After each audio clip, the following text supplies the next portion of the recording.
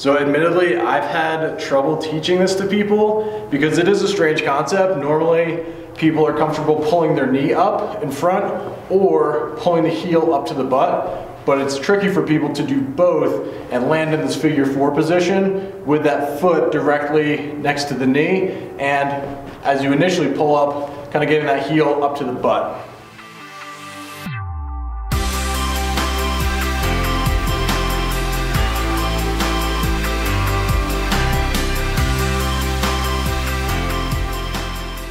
All right, today I just want to go over sprint mechanics very briefly and then just give one skill transfer exercise to help people sort of visualize what you need to do to end up running faster. So in running, there's an analogy called running the wheel or running a circle. This is the leg, however high up off the ground it gets, that's your circle. So the bigger a circle you make, the longer your stride length is going to be. Speed is stride length times stride rate. So if you increase your stride length and keep the stride rate the same, you're going to get faster. So the reason increasing the size of that circle is important, not only does it increase the stride length, but it also increases the amount of force you can put down to the ground. So when you're just running casually, like going out for a 6-mile run, the amount of force you put into the ground isn't super important, but when you're sprinting, your speed is largely determined by how much power and force you can slam to the ground with that single leg. So if your wheel, if you're sprinting, is only coming from here, you can only press down with so much power from this position.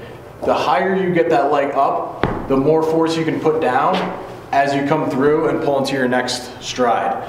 So running the wheel, it's going to help you, if you can increase that size of the wheel or the size of the circle as you're running from a small wheel to a larger wheel, you're going to increase your speed for casual running and also for sprinting. So as you may have noticed in that previous clip, when I was going from here and putting force down to the ground versus here, think about the knee height. So a good skill transfer exercise, I call this single leg heel pulls. You can also think of it as like a butt kicker and combining high knees at the same time. So admittedly, I've had trouble teaching this to people because it is a strange concept. Normally, people are comfortable pulling their knee up in front or pulling the heel up to the butt, but it's tricky for people to do both and land in this figure 4 position with that foot directly next to the knee, and as you initially pull up, kind of getting that heel up to the butt. So in place, this is what it should look like. I'll also demonstrate a traveling version, but from here, just pull that heel up as the knee comes up as well. So you're firing the hamstring, you're also firing the glutes to pull up, and you're also engaging the hip flexors and some of the quads to pull that knee up in the front. So when you're sprinting, you don't want there to be a huge distinction between, am I pulling with my hip flexor first, and then the hamstring and glute fire, or is the glute hamstring first, and then the hip flexor? When you're sprinting, you're trying to get from here back to the starting position as fast as you can. Basically everything should fire at the same time. If you're just running, like distance running, think more glute hamstring pulling from here, trying to get underneath. You can kind of relax the hip flexor if you have that motor control. Traveling version, hopefully I'm in frame, looks like this. Get that knee up and fire the hamstring. Going back.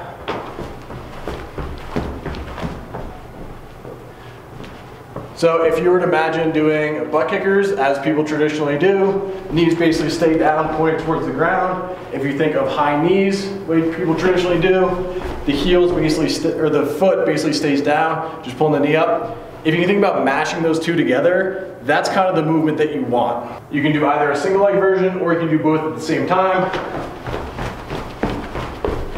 All right, so just finishing up, going back to that wheel or circle analogy.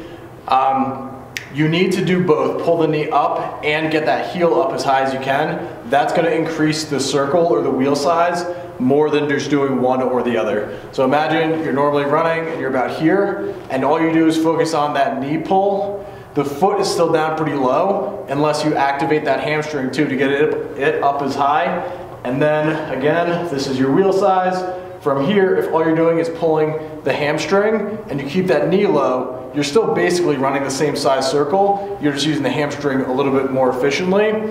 So to really increase your sprint speed, you need to be doing both getting that foot up as high as you can. Then from there, as you punch down into the ground, you're going to be getting a much bigger wheel, bigger stride length, also delivering a lot more ground force reaction, which is going to give you a lot more speed at your top end.